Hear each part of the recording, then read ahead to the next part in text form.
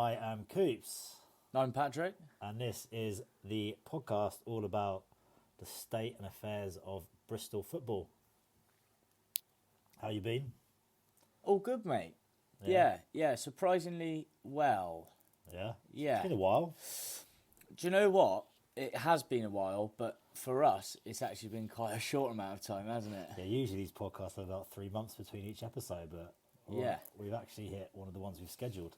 Yeah, hopefully this goes off smoothly without too many hitches. But I've been well, mate. How have you been? Went on holiday, been to Dubai. Dubai. What is that?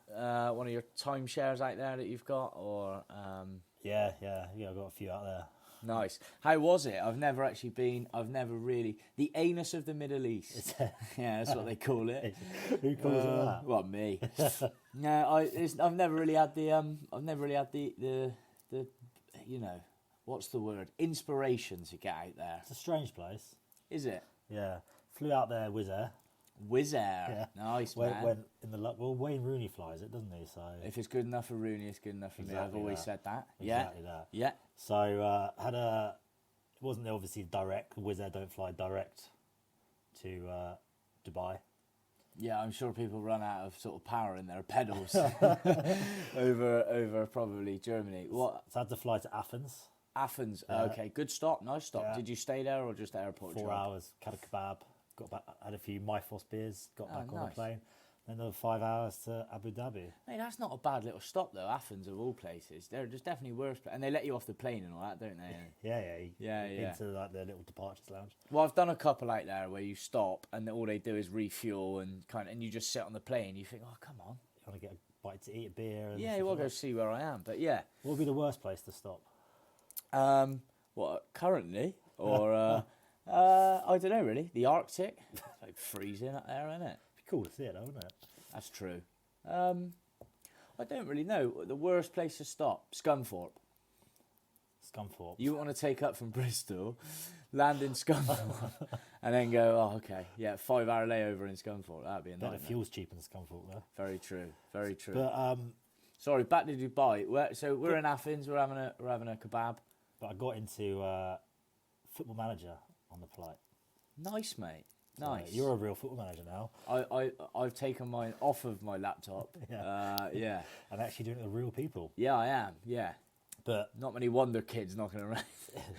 I got a bit of flight anxiety because like when you're on something, people can see over your shoulder, can't they? You're always looking at what other people are up to in their seats. Yeah, you're just hoping they're not, So my question karaoke machine. is: and it things like that. acceptable for a 34-year-old man to be playing Football Manager? It is definitely more acceptable for a 34-year-old man to be playing Football Manager on a plane than lots of other things Yeah. that you could have been doing. Lots of things that are not acceptable. So, do you know what? Yeah, 100%. If it's not for the 34-year-old man, who is it for? Exactly. Yeah. But another thing is Netflix downloaded a few things to watch on the flight. Yeah. Pamela Anderson documentary. Risky one. Yeah. Didn't think about it before I downloaded it though. No, you won't want people over your shoulders too much on that one. No, it's probably not safe for work scenes. Yeah, I saw a great picture of some kid on a flight overlooking an iPad, and his mouth was wide open as a pair of some blokes watching something. So yeah, you have got to be careful in public, I suppose. Yeah. So Football Manager, you were safe. So, Okay. Took on the Bristol Rovers job. Yeah. Well, any old idiot can have it, as proven. Yeah. Yeah. How are you getting on? 10th in League One. So So you've pretty much simulated. Right. Nice. Okay. Interesting. it's also a bit boring, like just being 10th in League One on a game, isn't it? Like it's not really. I mean, especially if it's happening in real life as well. Games are supposed to take you into this like fantasy. That's what they're designed for, right? Fantasy land. Yeah. Why Bristol Rovers? Just out of choice. League One's not a good place to start. I think on Football Manager, you want to be as low as possible, don't you? Yeah, but then I was thinking I really don't want to get into like. I was going to do Wrexham, Yeah. obviously But you didn't have the backing. yeah, but I didn't want to commit to like a 5-year career to get them in the Premier League. A minimum 5-year career. Yeah, Right. and as we both know, you had a stop in Athens. You didn't want to stop and then I get it. It takes I totally ages. get it. Like, I remember It's a when long old game. when I Yeah, played it younger, it was like you did a season in a couple of hours. yeah, not anymore, I mate. did 3 games in like a couple of hours, but Mm. good game for a flight anyway. Any good signings? No, I didn't sign anybody.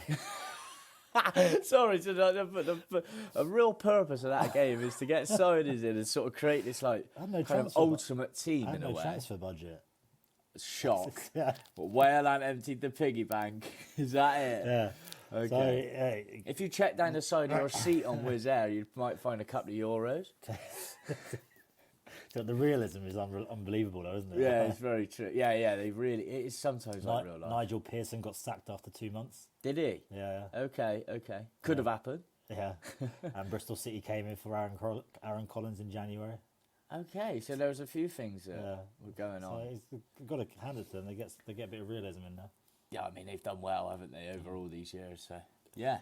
But Bit more about Dubai, mate. Talk to me about Dubai. So flight anxiety is more you weren't scared of flying. We're talking about you were scared of people looking at your grot over your shoulder. Is that Very much, Yeah, yeah. And no, then fair judging enough. me. Yeah, But then I realised I was on a Wizz Air flight. there's not much judging to be done. On first stop Athens. Yeah. Were there many people just going to Athens, or were a lot just laying over for Dubai? No, there wasn't many people going to Dubai. So Okay. it was mostly an Athens flight. You could have got pretty much done anything, to be honest, mate. You're heading on to another destination. But no, Dubai is a strange place. Yeah, Like everything is big and expensive. right. Like the shopping, they got the biggest shopping centre in the world there, right? Of course. And then they got like the second biggest shopping centre in the world, then and the third. So I'm not sure why a place that big needs so many shopping centres outside. But the shop, like honestly, the shopping centre's big, and the shops are big in the Right. shopping centre. Yeah. But what is cool is that they've got literally every shop you can imagine, Okay. like French shops, American yeah, shops, yeah. Australian shops, And they've British all shops. opened in Dubai. Yeah. One thing I didn't find there was Pat's News and Booze there. No Pat's News and Booze. No. Well, that's it. Where else you going to get your vapes from? Mate? Which I suppose you can't really vape out there, are you? It's a waste of time for You Pat. can vape. Like the whole thing's built on sheesh, isn't it? Oh, yeah, very true. So Dubai was sort of built from scratch, wasn't it? Man-made completely. I can't help but feel I'd build a better city. Do you know what? Like when you're going around, it feels like you're in a real life game of SimCity. Yeah. Because Yeah. it's like they just pick stuff out of different cities and go, "Oh, we like that. Let's bring it over." Throw it in. Yeah. There's like a Big Ben over there, which is bigger than Big Ben, Yeah, and big, looks more modern than Big Ben. Big Ben, not actually that big. Yeah. I've always thought that. Do you know what? One thing you didn't think you could do there was go skiing. In Dubai, Yeah. indoor. Yeah. So Right, you can do that in Tamworth, mate. I'm sorry, you're Yeah, still not but selling it. Are you trying to sell this, or sort of, you're a man of the world, you've been around. Dubai, where does that sit in your kind of... I'm still undecided because I still can't figure it out. Oh, right. Okay, Still a and bit. what's tripping you up? You've been there. Because it's like you can go skiing in the morning and then go sand duning in the afternoon.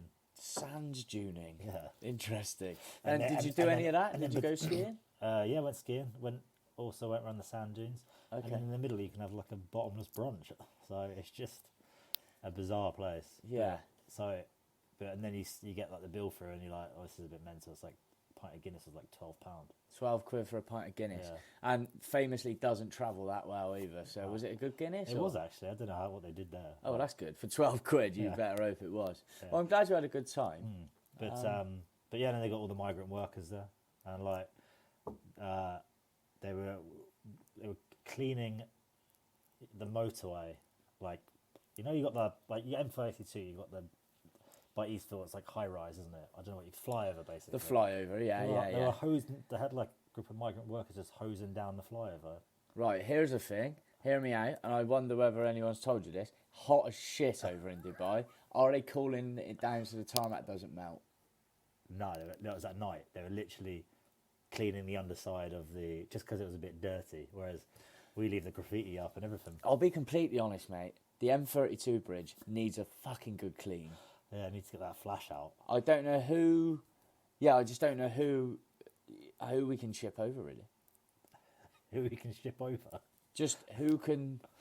who will do that job in England? Who, that is someone's job, someone's livelihood is cleaning motorways. There's too much health and safety over here.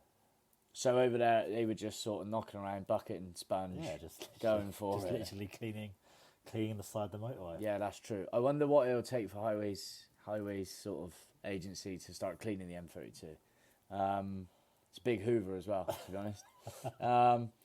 Gas played yesterday, didn't they? Yeah, Gas played. It was the Mark Ashton derby. Oh, Ipswich. Yeah. So there was a lot of. But it's not really a derby though, is it? Because he's had nothing to do with Rovers. But true. But for us, if anything, mate, and I'm gonna say it, wanted you to win yesterday. Did you? Yeah, and you didn't. Well, we've said on this podcast many times you're a secret gashead. I just don't think that's true one bit. But no. So have you seen it? Seen much of it? Did you go? No, I didn't go. It's Valentine's, wasn't it? So Valentine's Day. So your love for Bristol Rovers dwindles as your love for your girlfriend gets bigger. Any plans Valentine's night then? So obviously you weren't watching the game. No, it was just at home. Just at home? Yeah. Went out for Valentine's on Monday. Cheaper, isn't it? Yeah, good man. 2 for 1. Yeah, that's a man who knows that they add a 20% surcharge. Good man. Anywhere nice? Curry House in Reading. Nothing says I love you like a curry house in Reading. Exactly. So, it was a good curry. It was all right. Had a jalfrezi or jalfrezi. Phrasey. Yeah. Come on, man. Some poppadoms. Best bit of a curry house is poppadoms. That's probably the most Surrey thing you've ever done there. What? It's called a jalfrezi or jalfrezi. Thoughts on Valentine's Day? Because I can live without it. Can you? Yeah, I think most population can live without it. It's like a Hallmark day, isn't it? But what did you do then? If the 2 for 1 curry wasn't sort of up your street? Well, nothing really. In the end, I did. But in the lead up for Valentine's Day, our anniversary is around this time. We don't exactly know what date, but it was around this time. Sort of made it up. But it's normally the closest weekend to Valentine's Day we can find. We agreed this year we'll just do a nice anniversary card, go out for a nice meal, have a nice weekend sort of thing. Done all that, lovely. Ticked off. Did the card and everything at the weekend. Yeah. It was an anniversary / Valentine. It was Did you get 2 cards? No, I only got 1 card. What did the card say? It was someone picking their nose. No, I mean on the front, and it said, "If you weren't my girlfriend, I'd pick you." Right. It's good, that, isn't it? Yeah, romantic. Yeah, really romantic. Anyway, so obviously got the card, had the meal, really nice weekend. I'm home and dry. Tuesday I'm at work. You think Tuesday night Champions League football? Fucking brilliant. I'm done. PSG Bayern set me up. Thank you. Was working late, so I said, look, I'll cook dinner, but it's not a thing. You don't need to worry about it. But I'm gonna cook dinner, and I was just gonna do a little pesto pasta. Happy days. And I text her and I said, listen, gonna do a pasta. What time are you home? And I got the reply, oh, pasta on Valentine's Day, is it? As if that wasn't enough.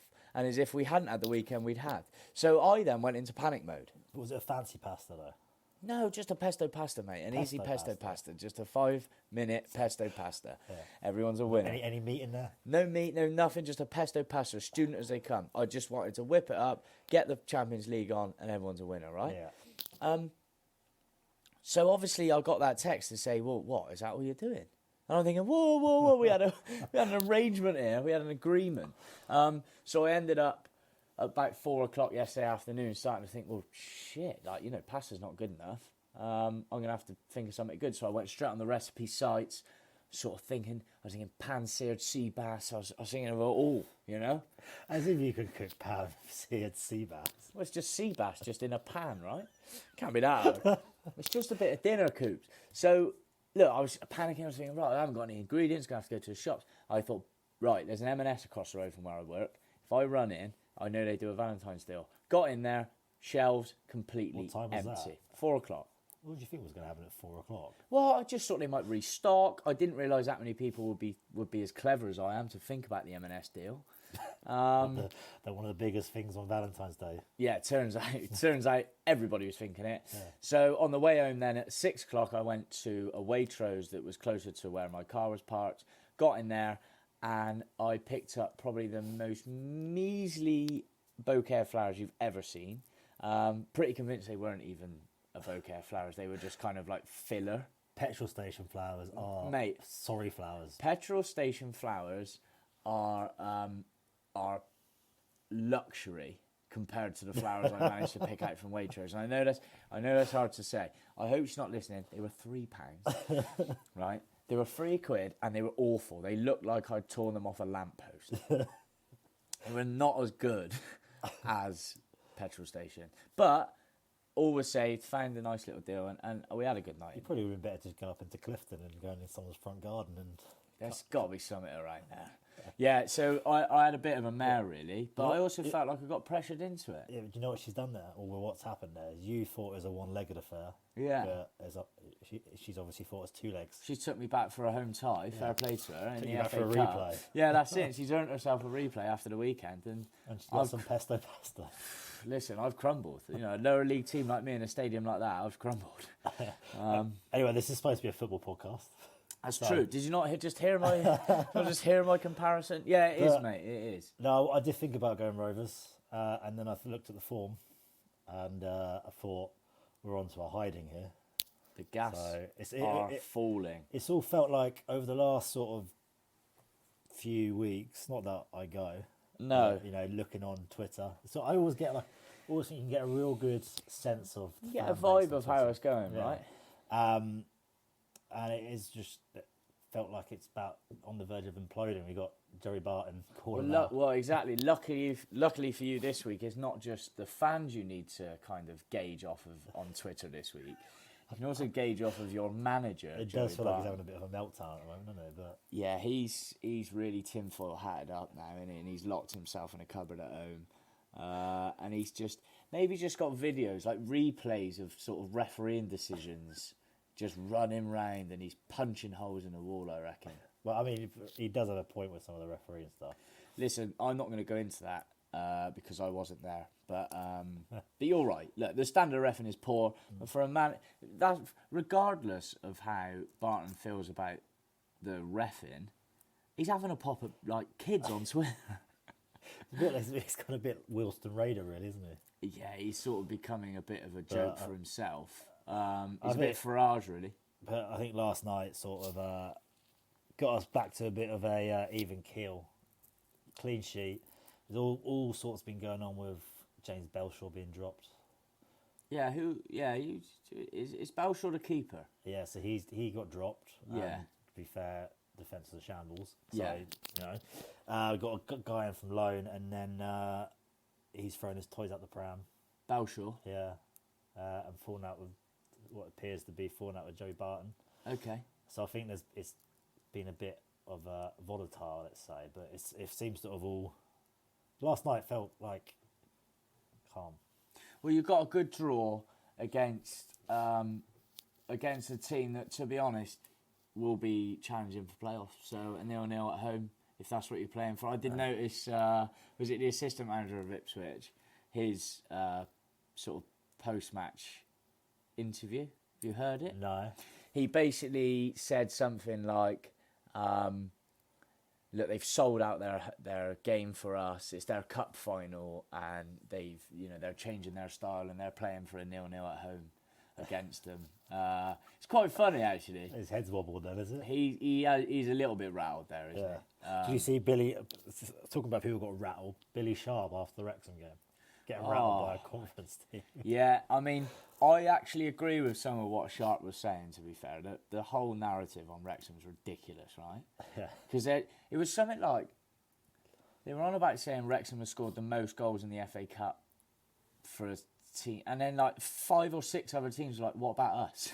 What about us? And things like that. And yeah, the narrative's a bit stupid. It's because they're Hollywood and they'll get clicks, right? Yeah. But like it's mental that like they're like one of the most highest watched teams in the US now or something. Yeah, and they also put a little sort of graphic out on Twitter. This was actually quite funny. They put a graphic out on Twitter of the world map, and it was before the Sheffield United game, and it was like, where are you watching in the world? And there was a clock, like sort of 3 p.m. in Cairo it starts. I'm thinking, how many Wrexham fans they got out in Cairo? Like, of all the countries to pick, they picked Egypt, up the Egyptian Wrexham fans. Do you know what I mean? There can't be many of them about. But they are flying. And they also had a big guest this weekend as well, didn't they? Oh, Will Farrell. The new groundhopper. I honestly think he's been to more games than me and you combined this week. What, against this season? Me and you, this season, I honestly think he's been to more games than us in this week. Yeah, probably. I've been to probably 2 games this season. I think maybe 3. I've done 3, and I've bought my ticket for the 4th.